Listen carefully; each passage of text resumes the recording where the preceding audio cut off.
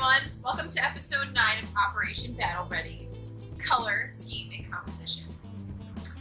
We get asked about this one a lot, and it's a topic we're probably going to revisit many times.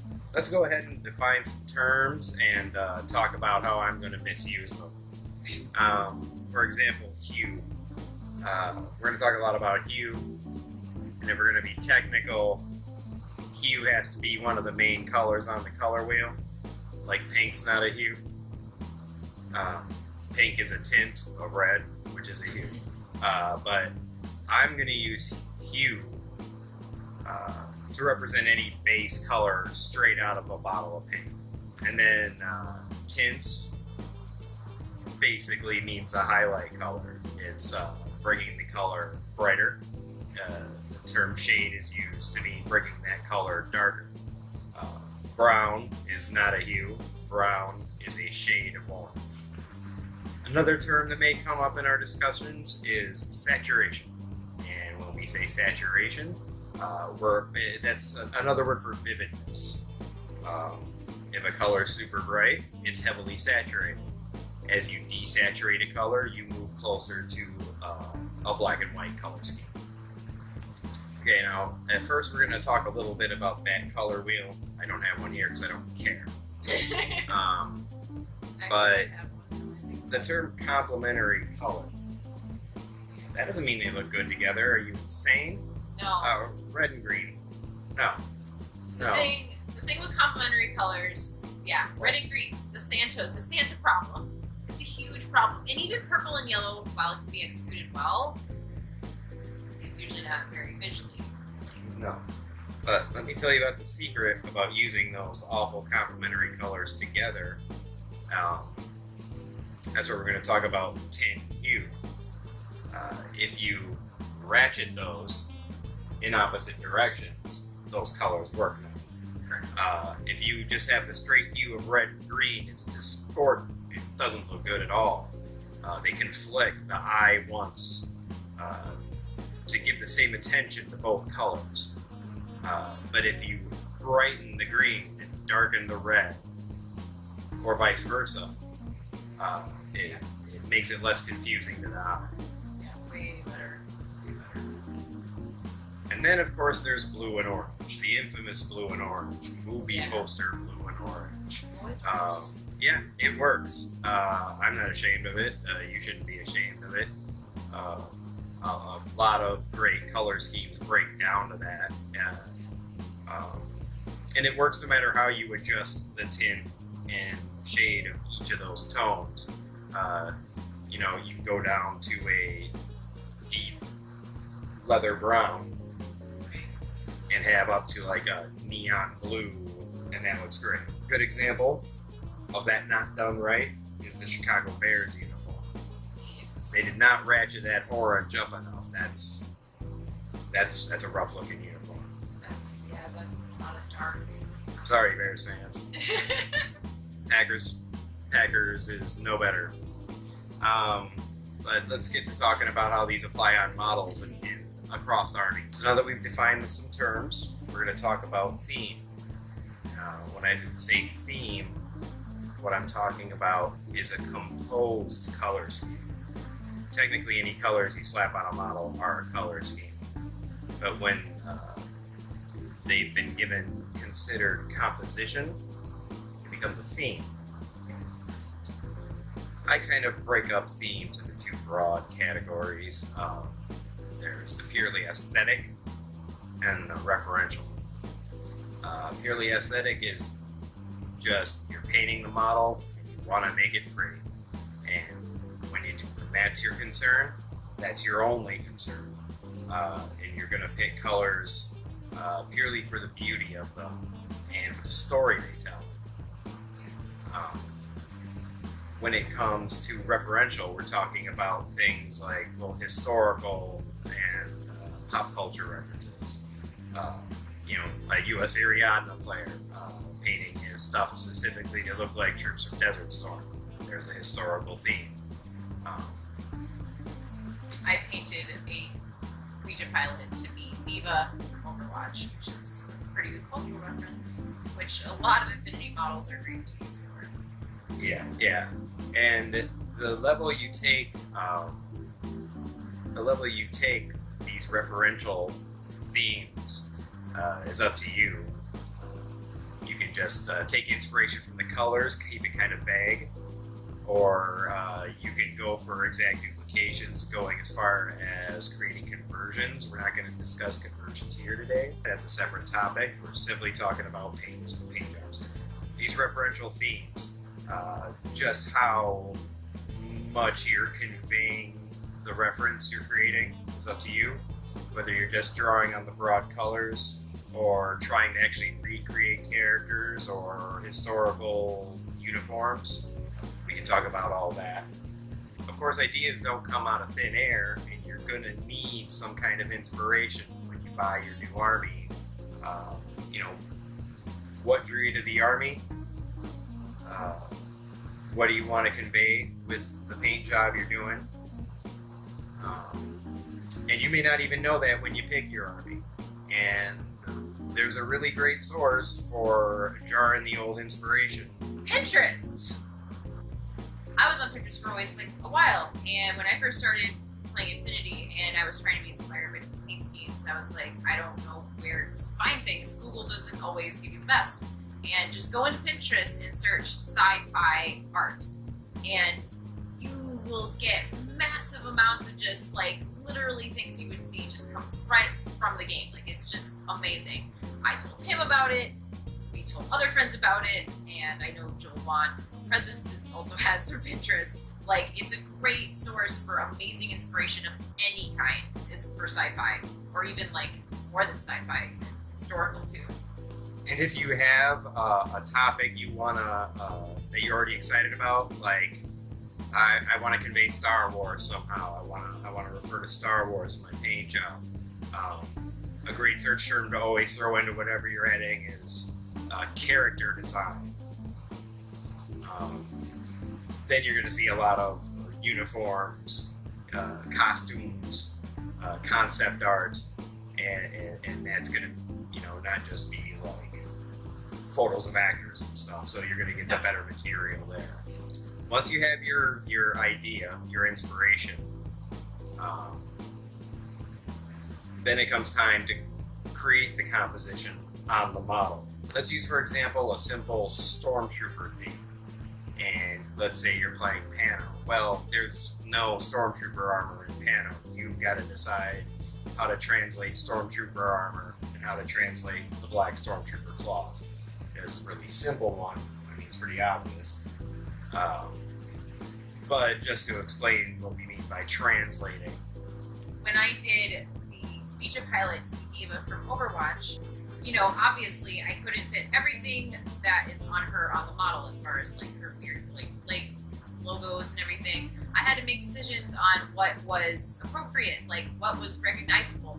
And that's the thing with pop culture references or historical references. You want to put things on the model that people will automatically know that's what you're talking about. So if you do a Diva model, obviously you need the rabbit logo somewhere, and it would be automatically, people know that's what it's supposed to be. All right, we've got some examples here. I'm going to show you an example of what I consider an aesthetic theme. It's really just desert. It's not referential of any particular historical army or characters or pop culture references. I just wanted a good warm desert feel. So here we have an Alpha Sed.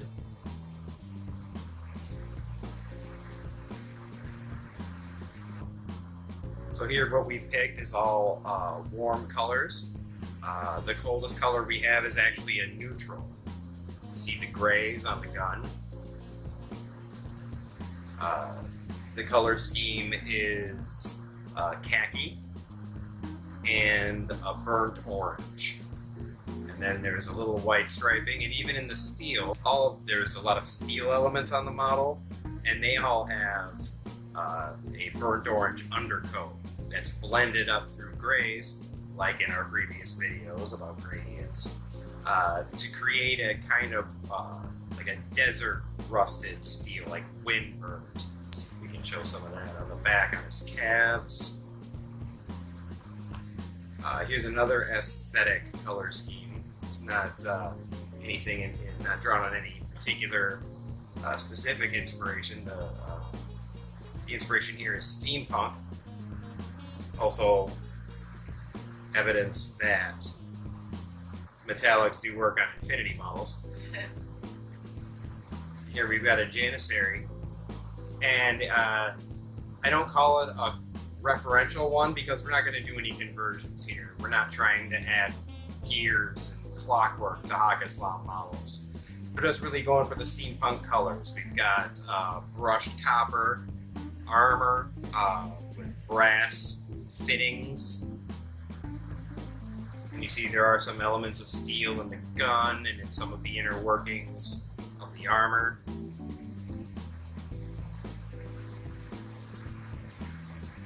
You can see it's all built on a steel structure. You can see the steel spine.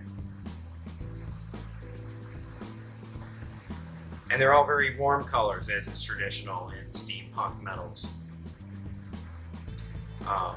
So when it came time to pick the glow color, that became a big decision, and it affected the impact of the model. I could have gone with a reddish orange, but with so many other warm colors, I'm almost starting to tell a different story. And the most common glow colors you see in steampunk are blue and green. Because I have a lot more copper than brass on here, I went with the brown and orange combination, and so I went with the blue. And I don't think green would have popped as nicely. It would have been at odds. I want to take a moment to start talking about bases. A base is very important. If the model is a subject of your painting, the base is the background of the painting. That's why I, in particular, will never be using clear bases or unit insignias as bases. And I see those a lot, and they look cool, but I can never see the model. The paint job's lost. It's completely drowned out by bright colors or a big translucent glossy disc. That base is important. It sets the tone for the model, especially if you're trying to apply a theme. It's going to make or break it. I mean, here you see we've got the base is kind of done in the same steampunk colors. I don't know if I can turn this to give you guys a better view. But they are considerably darker and more shaded. This should be faded into the background. But other than that, they're actually the same colors that are on the model.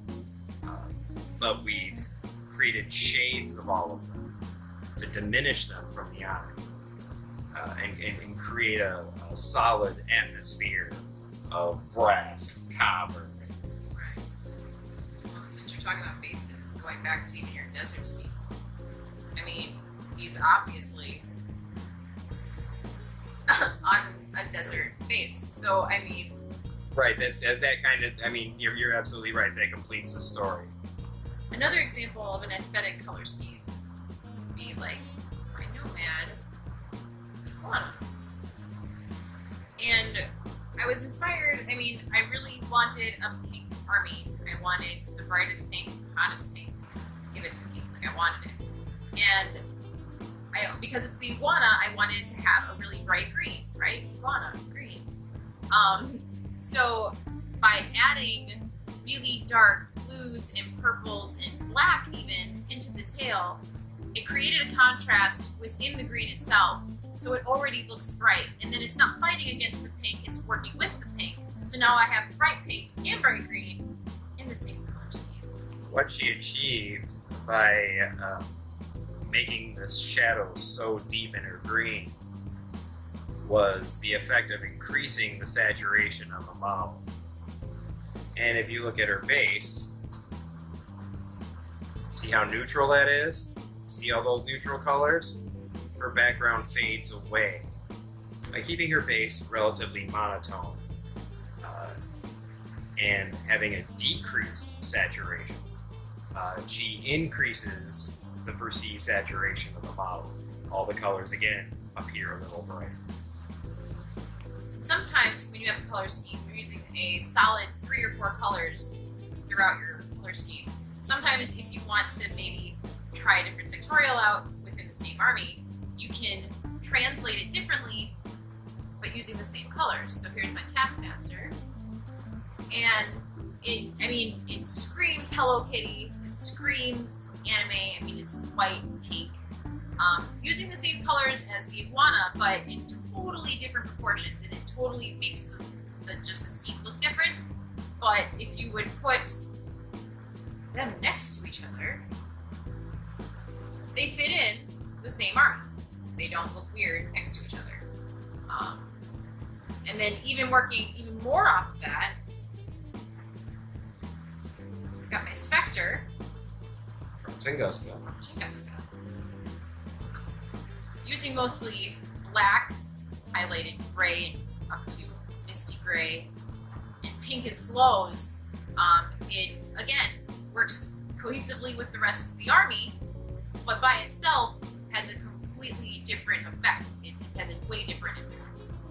So what Angelina has done is she's used the same 4 colors, black, white, pink, and green, to create 3 different unified color schemes to tie all her nomads together, but to give all the sectorials their own personalities on the battlefield. Now I have a couple examples here of some referential color schemes. Here we have a referential color scheme to Star Wars Rebels. The point here isn't to create specific characters of Star Wars Rebels, but just give it the look of the series. And the way we achieve that is I'm watching the show, and all the colors have been muted. Even when they use vibrant colors, they're muted forms of them. So that's what we did here. And everything, the checkerboard isn't white. It goes up to a very light gray. The base tone is a wine color. It's not red or it's not purple. It's a mix. Every color on this model has been mixed. Not a single pure hue was used because pure hues are very bright and heavily saturated.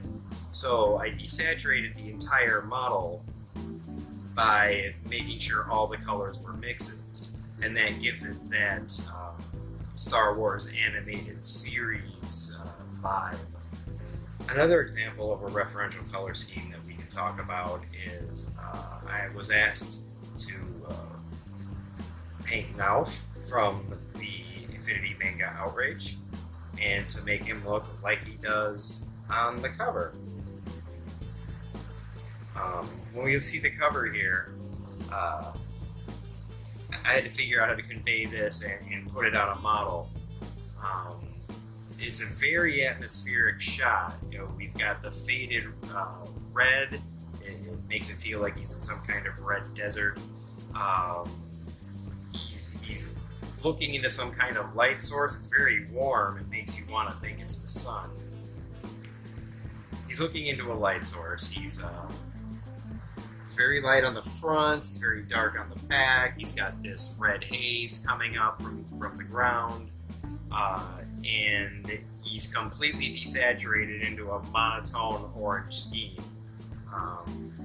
And on top of that, he's got some camo on his cloak and glowing inside. So this one's, you'll probably have to refer to the photos that she can add. But this is the model. So here we have Nauf, and to create this look, again, we had to desaturate the colors. So again, everything here is a mix, and it's all mixed with a mid-tone orange. There's orange in every tone here to some degree. To create the lighting effect, see we've got all the brightest highlights coming in from this particular angle. And as we rotate the figure, you can even note it on the gun. It's plated like it is on the cover of the book. But as we bring it around to the other side, where the light source would not be showing, as much. The gun is much darker. The cape gets much darker. The red haze coming up from the ground has more influence on the back of the cape because it's not being shown directly into the light source that the front of the figure is. The base is highlighted in the same colors as the red glow on the cape. His hair on the side facing the light source is highlighted with warm oranges. And those oranges, as they wrap around to the other side, they fade away, of course, to his actual hair color, which is, again, all completely neutrals, no cool colors. There's no cool colors on the cover. We kept them out of here. In the depths, however, this entire model is shaded with a mix of purple and orange. I chose that rather than a brown because there are some of those deep tones in the cover, especially in the cape, and the purple adds a richness. It doesn't make it cool at all because the orange completely warms it up, but it ends up much richer than any brown.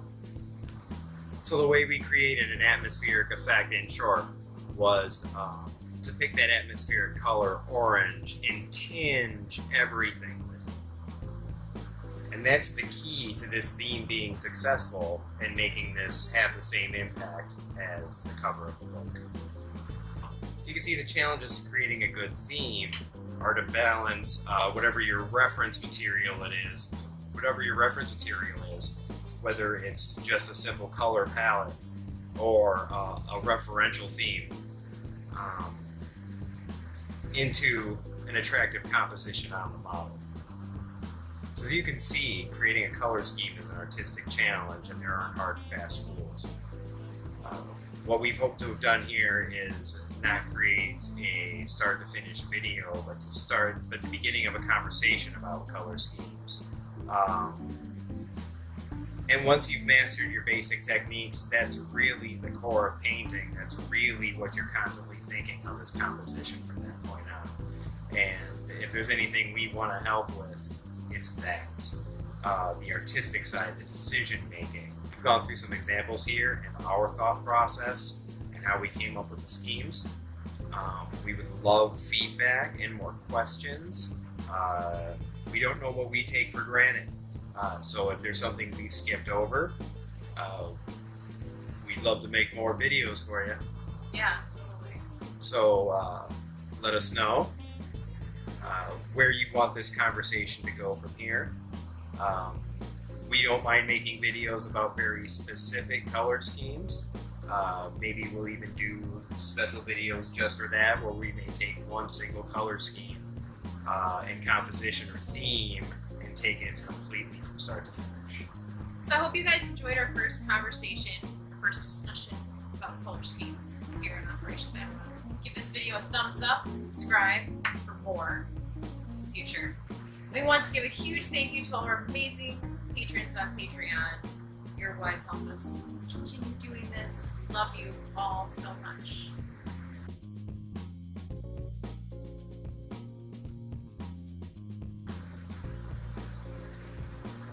Peace out. Patreon. Our patrons on Patreon. Patrons on Patreon. Patreon. My eyes Okay. won't open. Okay.